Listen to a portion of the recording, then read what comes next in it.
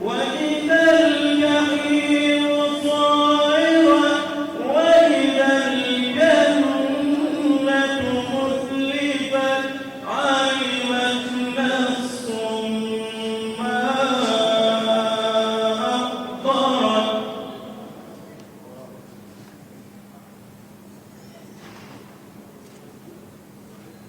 فلا أقسم بالخنس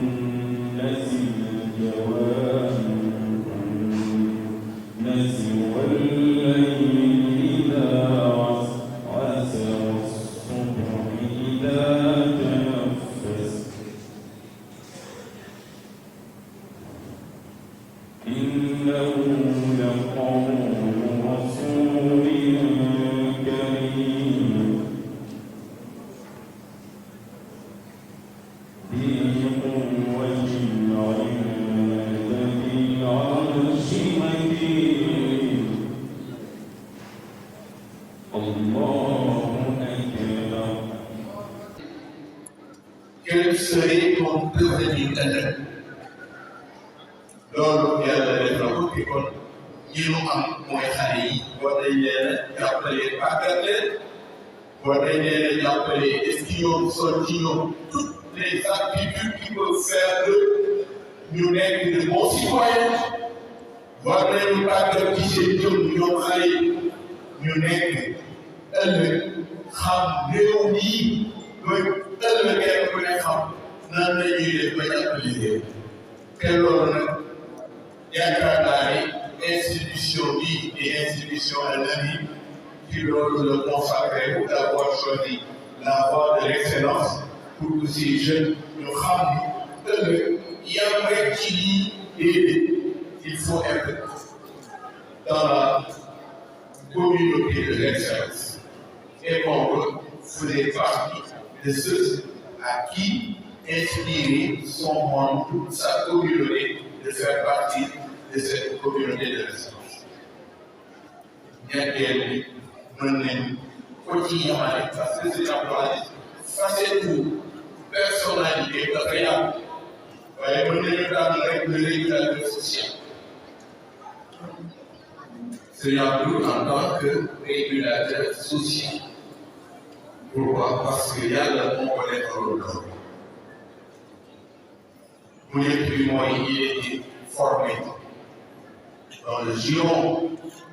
de Serigne Babacar Sy fi mu nekkoon aptitude yu ko mën a may mu dem rencontré yi ay communauté def na man yàlla mayoon na pour la première fois sax xanaa ne dégguma ma séedee ci Al-Amine depuis sa disparition. Hassan nii du ma bàyyi si Hassan xam na ni jusque-là damaa mos a lan toutes les télévisions qui se sont hissées pour me faire parler de sa vie dama décliner pour wan leen ni bu njëkk bi mooy dafa xaw a gauche nit di wax ci bàyyam lu baax loolu ngay wax ci sa bàyyi. Ne constitue plus aujourd'hui un concours. Ainsi, j'invite donc tous les parents qui souhaiteraient la réussite de leurs enfants de venir les inscrire au groupe scolaire Al-Amine, dont les perspectives d'avenir sont aussi diverses que variées. Chers invités, nous ne saurions terminer notre discours sans encore une fois revenir sur la qualité des enseignants qui sont de véritables pédagogues, mais aussi de véritables éducateurs imbus d'éthique et de sagesse.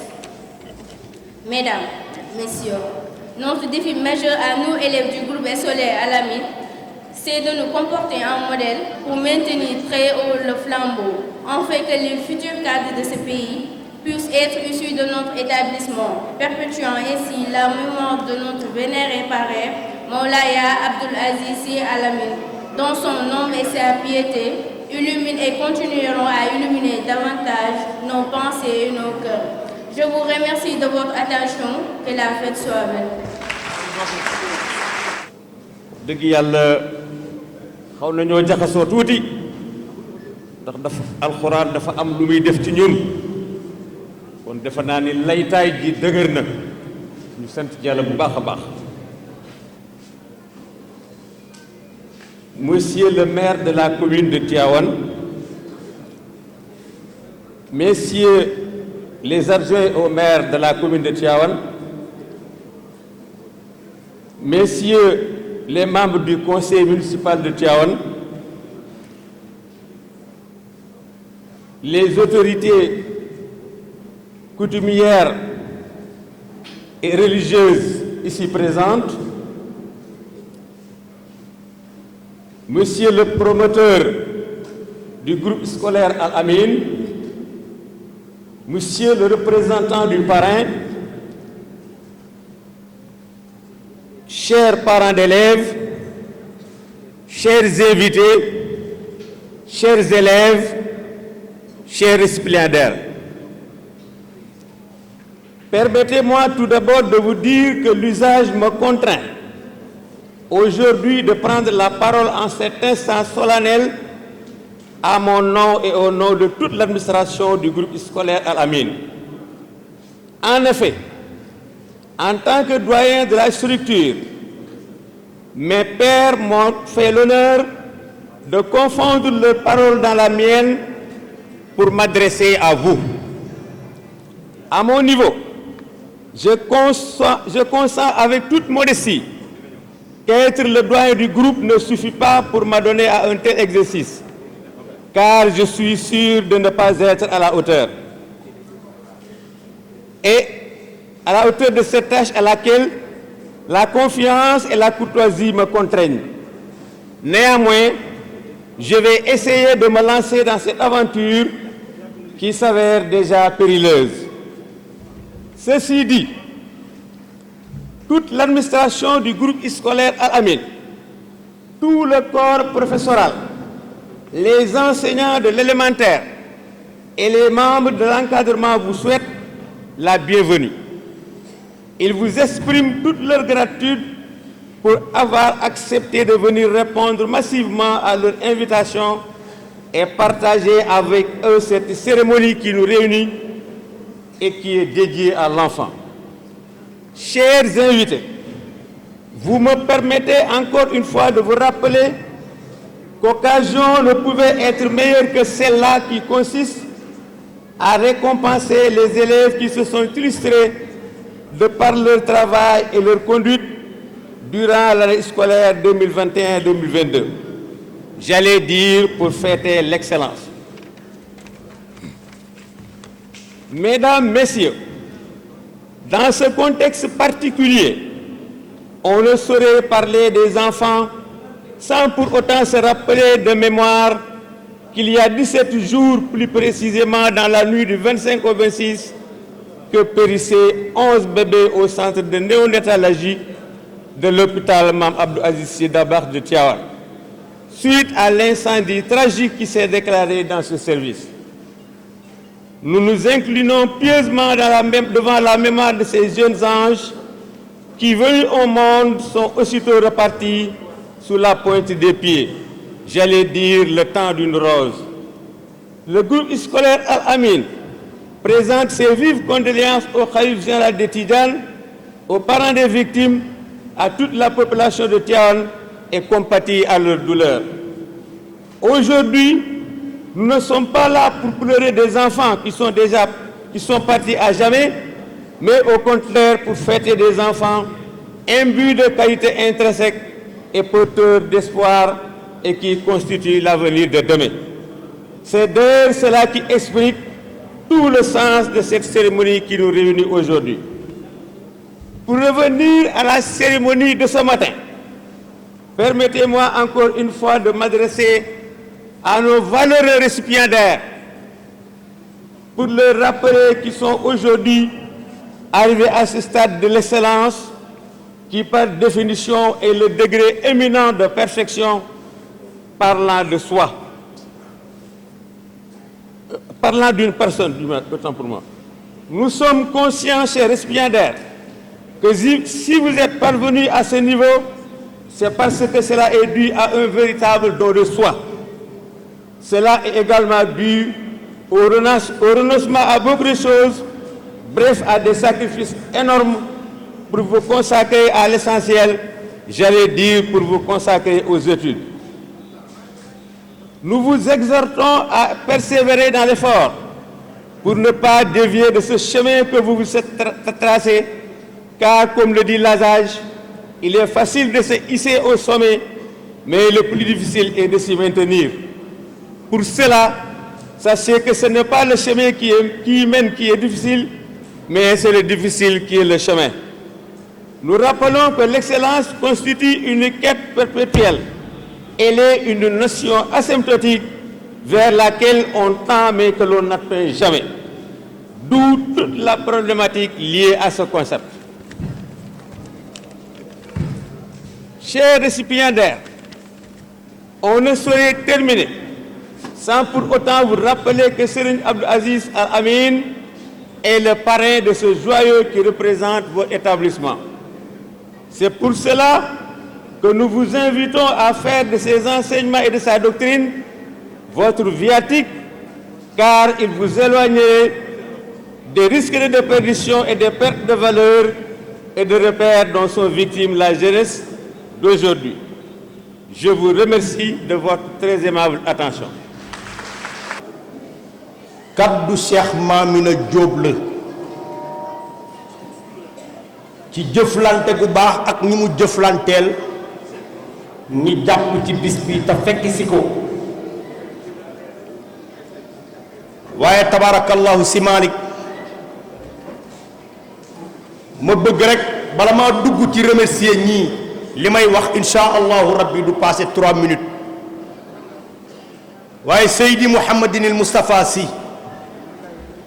ibn Serigne Abdoul Aziz Sy Al Amin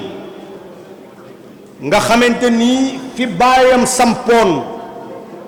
dem fekki maamam Seydil Hadji Malick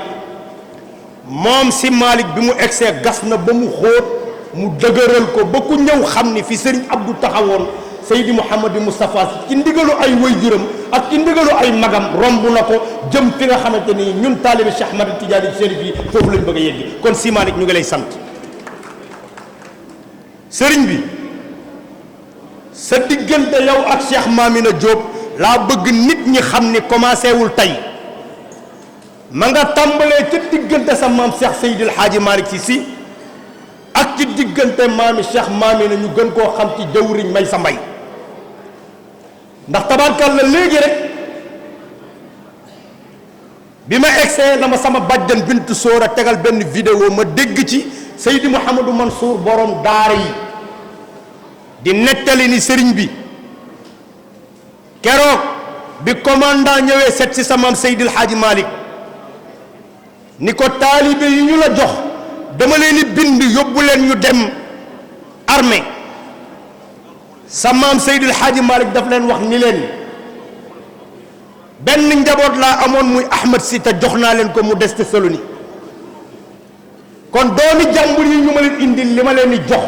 mooy ñu jël ay jukki di ko jàng mokkal alquran ma delloo leen seeni way jur nee na maami Cheikh Mamina Diop di jëwriñ may sa mbay ñëw ni ko góor gi mu ni ko nangam mu ni ko bàyyil rek fu commandant woowee sa benn taalibe ma rof fa sama benn dag bu commandant rappelé benn taalibe Seydil Hadji Malick benn daggu jëwriñ may sa mbay jukk wuyi ci turam ñu leen di rappel ba ñu jeex ñu yóbbu leen bi ñu demee ba foofu ñu sélectionné bàyyi waat ñépp ñu ñibbisi maami Cheikh Mamina jëwriñ may sa mbay ànd ak dag yi ñëw ba ci maami Seydi Mouhamadunil Moustapha Sy ñëw ni ko sëriñ bi ñu la wanee ginnaaw am na loo jëfandikoo ndax bàyyi nañ say taalibe bàyyi samay dag seen diggante yee ñaar foofu la commencé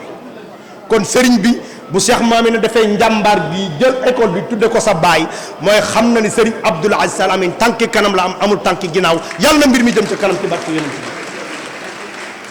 sëriñ bi Cheikh Mamina Diop nee na mu ngi lay nuyu di la sant bu baax a baax ndax xam na ni loo may nit ci sa bopp ci sa temps xam na ni sacrifice nga def ndax xam na ni jot amoo ci dara Cheikh Mamina nee na mu ngi lay sant mu ngi lay gërëm ci taxawaay bi Cheikh Mamina Diop nee na mu ngi sant bu baax représentant recteur di béy di sàll ndax moom it ma nga jóge ba Ndakaaru recteur benn mbokkam moo faatu bërki démb moo tax mënul ñëw mais moo bëggoon a ñëwal boppam waaye nit ki kamu yabal bu ñëwee taxaw fii darajay ka ko yónni la taxawle béy di Cheikh Mamina nee na mu ngi lay sant bu baax di la gërëm Cheikh Mamina nee na mu ngi sant xaritam mbokkam Ngañ Njaay Cheikh Mamina nee na mu ngi sant le représentant du maire Cheikh Ahmed Tidiane Diouf Cheikh nee na nga waxal ko monsieur le maire ni ko kontaan na ci taxawaay bi représentant bi mu fi yabal délégation la yéen la njëkk a yabal ñu gisaat léegi mu yabalaat président commission religieux ñu ngi noonu di doog a dugg si nee na boo demee nga santal ko monsieur le maire Cheikh Mamina nee na mu ngi sant le représentant IF di Serigne Mbaye mu ngi nii toog Cheikh Mamina nee na mu ngi sant Abdoulaye Ndiaye Ngal bu taalibe Serigne Abdoul Aziz Amin le président du mouvement ànd defar Cheikh nee na mu ngi lay sant ndax yónneewu la lettre bërki démb la woo téléphone nga bàyyi lépp loo doon def ñëw toogal ko Cheikh nee na mu ngi lay sant bu baax di la gërëm yàgg sa xarit Yélemin Gumbala Cheikh nee na mu ngi sant représentant magam mbokkam de Abdou Ndéné Sall yabal na fi ku ko fi représenté ndax jamono moo xat mais kon mooy sol dallam ñëwal boppam Cheikh nee na yow mi mu fi yabal soo demee nga santal ko grand frère am wax ko ni ko ñëw bi kontaan na ci Cheikh nee na mu ngi sant l'administration de l'école di cours privé Al Amin nee na administration ba yépp mu ngi leen di sant Cheikh nee na mu ngi sant les enseignants yi nga xamante ni ñoo nekk ci cours privé Al Amin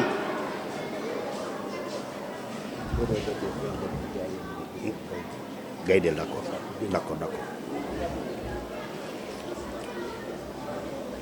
Cheikh nee na mu ngi sant les parents d'élèves ndax nag yéen a am confiance ci moom parce que ku yëkkati sa doom jox la ko temps bi muy nekk ci yow ëpp bi muy nekk ci yow waajur wi nee na confiance boobu ngeen am ci moom Cheikh nee na yéen parents d'élèves yi mu ngi leen di sant bu baax Cheikh nee na ñu ngi leen di ñaan yéen xale yi ngeen tàccul seen bopp parents d'élèves yi ñëpp dégg ko ca kaw Cheikh Mamina Diop journée de l'excellence man de semu doo laa yam waaye li ma ci gën a neex mooy du xale yi nga xamante ni ñoom la ñuy primé tey Cheikh li nga def mooy xale bu amoon moyenne 11 bu déwénee li mu gis tey xale bu ndaw bu amul moins de 18 ans ñu ñëwal la pantalon solal la chemise takkal la karawaat solal la gilet ngay nuroog ministre bu déwénee xale bu amul moyenne bu soobee yàlla dina def jamam ci bëgg a bokk ci xale yële sol costume loolu mooy njàmbaar gi nga def tey Cheikh nee na mu ngi sant élèves yëpp Cheikh nee na mu ngi leen di sant Cheikh nee na mu ngi sant képp kuy invité ñëw fi waaye nag Cheikh nee na fi muy tëjee waaye nee na mu ngi sant képp ku bokk ci fameem di ci jiital magam ñu gën koo xam ci Gaydel képp ku bokk ci famille jëwriñ Maysa Mbay Cheikh nee na mu ngi lay sant bu baax di la gërëm fii nag lay tëjee waaye Cheikh sa maam dafa amoon wenn fas damay jeexal fii lay tëjee ni sama fas wu rëy wu gudd yi ñu ne ko noonu ko tudde mu ni kudd ñu ne ko loo ci juble mu ne fu tàng rek ma roof ko fa ba mu sedd loxoy dem ca Cheikh loolu nga def mooy ubbi école ngir yàlla xam ni dëkk Seydi Hadji Malick bii xam-xam rek la laaj nga ubbi ko pour xale yi di am moyenne 14 moyenne 18 moyenne 13 moyenne 20 Cheikh yàlla nga am téeméer ak ci barke yonent bi alxaaji Mbacke Diop ak maam ndokk bi jërë ngeen jëf barakatu mbokk jullit ci fi teew yëpp en vos noms et qualités ñoo ngi leen nuyu di leen ziar di leen tatagal di leen jaajëfal ci turu honorable député maire Demba Diop Sy tey jii moo bëggoon ñëw fekke bis bi ànd koog élèves yi ànd koog parents d'élèves yi mais ànd koog tout le corps professoral ak l'encadrement du cours en tout cas Al Amin di jiital tamit ci nuyu ak ziyaar yi suñu sëriñ bu tedd bi suñu wasila suñu responsable moral di ki nga xam ni moom la ñu mag ñu booleel waaye avant ñu mag ñuy booleel ñun tànnal nañ ko suñu bopp def ko suñu njiit suñu cheikhul tarixa def ko suñu cheikhul charia donc muy sëriñ Moustapha di ko ñaanal yàlla yokk fanam yokk wéram yokk kàttanam gën a barkeel ay yëngatoom di nuyu tamit ñi nga xam ne yëpp tey jii ñëw nañu fekk ci bis bi wuyu ci élèves yi ak encadrement bi ci ñooñu tamit ñu ciy ràññee sunu frère du sunu kenn ci ñun muy le président Abdoulaye Ndiaye gis ngeen ko ñëw na waaye képp ku mu am ànd na ak moom maa ngi gis sunu frère Makhtar Dioum Yelamine Kulim Dioum ak ñi mu àndal ñëpp moom tam ñoo ngi koy nuyu di ko ziar di ko jaajëfal ci taxawaay bi mu taxaw tey ci bis bi di nuyu di ziar aussi jigéen ñi fi ñëw ñëpp gis nañ leen yàlla maire madame Sidi mi ngi fi ànd ak beaucoup de conseils municipaux conseillers municipal ak ay dignitaires yu fi nekk ñoom ñëpp ñoo ngi leen nuyu di leen ziar di am mbégte ci bis bi dafa am symbolisme bu rëy di nuyu élèves yi di nuyu parents d'élèves yi parce que ñoom ñoo waral bis bi les élèves particulièrement bis bi dafa am symbolisme bu rëy parce que dafay ñi nga xam ni dañoo góorgóorlu woon ci école bi ci discipline ci assiduité mais aussi ci résultat ñooñu tey jii la ñuy distinguer ñoom la ñuy neexal sëñ Babacar Sy daan na wax jaajëf baat bu gàtt la waaye ku deful lu ko dégg kon ñoom seen jëf tey jii moo waral bis bi kon ñu leen di féliciter di leen encourager di féliciter aussi le corps professoral enseignant bi nga xam ni ñoom ñoo leen di encadrer di leen tàggat seen xel di tàggat seen jikko parce que enseignant c'est un tout da ngay jàngale di yare kon ñoom ñooy relayer parents yi ci école yi li ñuy nekk ak xale yi seen i papa ak seen i yaay du nekk ak ñoom kon tey bëri na lu nekk ci xale yi ñoom ñoo ko ci def parce que ñooy mottali seen yar ci ñun kon ñoom tamit amuñu seen fay ñoo ngi leen gërëm di leen sant di ñaanal xale yi aussi xale yi yàlla def leen ñu nekk ay mag ca lancé bii ñu nekk yàlla bañ leen cee tegi mais gën leen cee dëggal ba ëllëg ñu nekk ay doomu Tiwaawan yoo xam ni Tiwaawan dinañ leen ndamoo parce que ñun Tiwaawan ndamawuñu footballeur ndamawuñu mbër ndamawuñu feccikat ndamawuñu politicien lu ñuy ndamoo mooy borom xam-xam mooy borom jikko ndax dëkk bi loolu moo ko yor xam-xam moo koy dundal mooy ruuxu dëkk bi mooy dundal ruuxu dëkk bi ak jikko ju rafet dañuy wax Tiwaawan madinatu nuur wal ilm kon tey jii képp koo xam ne doomu Tiwaawan nga rek war nga bàyyi sa xel ci loolu parce que ki nga xam ne dëkk bi te moo tax ñu koy tudd tey ci ñaari tànk yooyu la sampee dëkk bi moom la taxawee moom la jàngalee moom la yaree kon tey xale yi ngeen gën a góorgóorlu ci seen jàng gën a góorgóorlu ci seen diine mais na gën a góorgóorlu tamit ci seen waajur lu ñu leen tere ngeen bàyyi lu ñu leen digle ngeen def ngeen dëggal seeni professeur parce que dina tax ngeen gën a am barke di féliciter aussi di remercier sunu frère Cheikh Mamina man Cheikh Mamina maa ngi ko xamee école 3 ñoo bokkoon école 3 yàlla def sunu kër la jàngee moom ak Mathium Diop frère am sunu kër sama papa Lamine moo leen jàngal ma xam ko bu baax a baax ma fekk université mu tette ma bu may dugg commission sociale moom moo ma parrainé loolu lu tey mais li mu def dafa am solo parce que mënoon naa am investir ko Dakar parce que investir Dakar moo gën a rentable ñun ñi soboon yëpp ñëw ci dëkk bi investir ñun ñëpp kenn demul ci kon bu doon ut xaalis rek Dakar lay investir parce que lu mu def fii fu mu ko def résultat bi topp mais bëgg dëkkam xam ni doomu jàngalekat la aussi xam ni dafa war a contribuer ëllëg ci le développement du capital humain parce que dafa am solo loolu moo tax mu ñëw def ko kon moom aussi dañ koy ñaanal yàlla lu mu mën tey yàlla na mën lu ko ëpp tey bëriwul privé buy organiser lii parce que privé li ñu ci xam ut xaalis lii ñu def nii xajoon na ci moom waaye tey fekk na ci public yi vraiment def cérémonie bi nga xam ne cérémonie bu rëy la moom ak le maire Demba Diop si nag man du ma dugg seen diggante parce que la ma ci xam bëriwul mais xam naa ne diggante bu sincère bu dëgg bu yaatu la waaw moom mooy Demba Diop mooy moom kon moom aussi ñoo ngi ko ci sant di ko féliciter madame la maire Demba Diop Sine Demba ñëwul waaye madame Diop mi ngi fii toog muy soxna Adja Diallo moom tam ñoo ngi koy nuyu du ko ziar di ñaan yàlla lii fi nekk nii yàlla na ko sax ñuy ñaan aussi al amin démb bu barki démb rek maa ngi ciy waxtaan ay professeur lycée ni leen ñun waa Tivaouane daal xamuñu lu ñu dal chaque année concours général defe naa ñaari yoon la ñu mus a am lauréat concours général à part ñi daan jàng ci biti c'est lycée Ababacar Sy bi li ñu ko mus a dégg ci lauréat concours général bariwul te loolu nag xamuñu lu tax yéen jàngalekat yi ñun parents yi ñun acteurs de l'éducation yi war nañu toog xool pourquoi fa ñuy distinguer tous les fils émérites du Sénégal mënuñu fexe ba doomu Tivaouane bokk ci wàllu jàng ci élèves yi la wala ci jàngalekat yi la wala ci environnement bi la en tout cas bëgg nañu fi ak ñetti at al amin moom relevé défi boobu ci concours général bi ak les grands concours ci wàkkee mu nekk un lycée d'excellence loolu la ñuy ñaan muy un défi boo xam ne incha allah ñun ñëpp dinañ ci ànd pour le relever wa ma zalika ala llahi bi aziz wa salaamu aleykum wa rahmatullahi taala wa barakatuh